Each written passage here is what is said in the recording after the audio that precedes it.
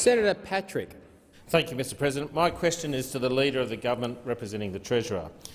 Is it not the case that Australian organic infant milk formula, or IMF producer Bellamy's Australia, has been waiting on the Chinese government approvals to sell its product in Chinese retail stores for more than 20 months?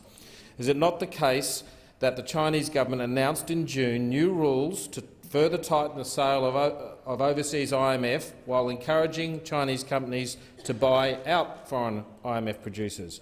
Is it not the case that the Chinese government's strategic regulatory delays has severely impacted Australia's IMF producers, including Bellamy's, putting significant downward pressure on their share prices?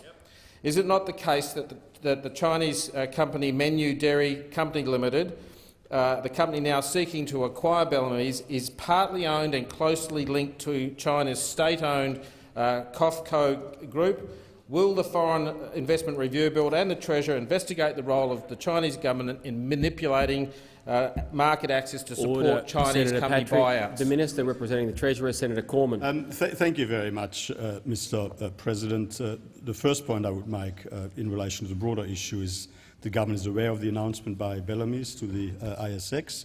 The government does not comment on matters that are before the Foreign Investment Review Board, but let me just make the general point that foreign investment is a key driver of Australia's economic growth. It creates skilled jobs and improves access to overseas markets and enhances productivity in Australia, which benefits Australian businesses and Australian consumers. Without foreign investment, production, employment and income would all be lower. The government recognises community concerns about foreign ownership in certain Australian assets, which is why the Foreign Investment Review Framework allows the government to consider these concerns when assessing Australia's national interest while ensuring Australia remains an attractive place to invest. Where the government finds that a proposal is contrary— Senator Cormann. Senator Patrick, on a point of order. My question goes to the point of market manipulation by the Chinese government to suppress Senator the Patrick, share price. That was the last part of a very long question that contained a lot of information, and the Minister is entitled to answer part of the question. He is being directly relevant. Senator Cormann. Thank you very much. Maybe I can assist the Senator by describing the role of the Foreign Investment Review Board. Firstly, the Board's functions are advisory only.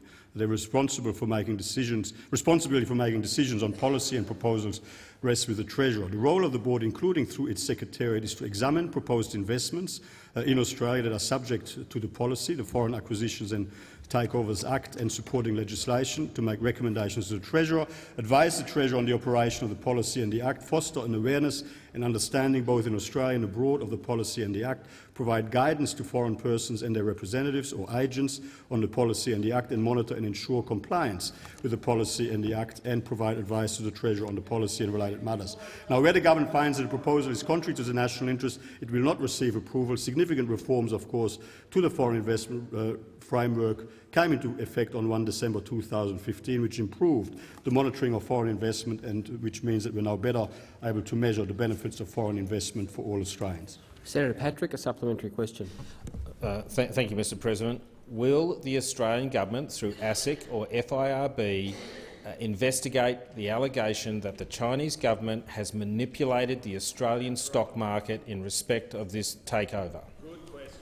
Senator Cormann. Well, thank you very much, Mr President. Now, Senator Rex Patrick mentions ASIC. ASIC is an independent, non-statutory agency. It is not up to the government to determine which areas or which action ASIC may or may not take. I mean, in the end, ASIC has got responsibilities that are well understood and well known and consistent under the Corporations Act. They've got responsibilities in relation to market integrity and related matters, but it's entirely a matter for ASIC as an independent statutory agency to make these sorts of judgments based on the facts. That is not a matter for political decision-making, and I don't think that businesses around Australia ever would want this to be subject to political decision-making. Now, in relation to the Foreign Investment Review Board, I think I've answered that in my previous answer. Senator Patrick, a final supplementary question. Thank you, Mr President. Is it not the case that Chinese Menu Dairy is actually incorporated in the notorious tax haven of the Cayman Islands? Will the FIRB and Treasurer investigate Chinese Menu Dairy Corporation's structure and obvious international tax minimisation strategies in determining whether their acquisition of Bellamy's is in our national interest? how can this Chinese takeover of the successful Australian export business be in Australia's national interest? Senator Cormann. Well, thank you very much, Mr. President. The government will ensure that any foreign investment proposal in relation to any asset that falls under the Foreign Investment Review framework is assessed consistent with our laws to ensure it is not contrary to our national interest. We will not have that consideration play out in public. We will have that consideration appropriately, professionally, in private. And when a decision has been made, the government will explain the decision has been made and the reasons why. Senator Polley. Is to the Minister for Aged Care and Senior Australians, Senator Colbeck. I refer to the government's own home care package waitlist. Can the minister confirm that there are more than 129,000 older Australians waiting for their approved package, an increase of around 21,000 older Australians since August 2018? The Minister for Aged Care